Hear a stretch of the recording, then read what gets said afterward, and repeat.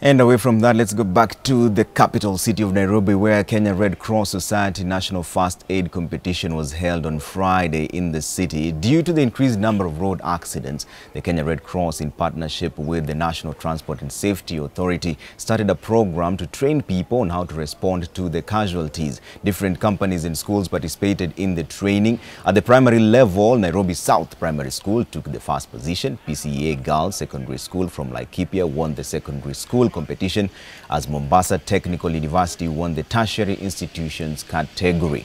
The corporate category was very competitive and involved staff from Nation Media Group. However, Voyager Beach and Spa won that category.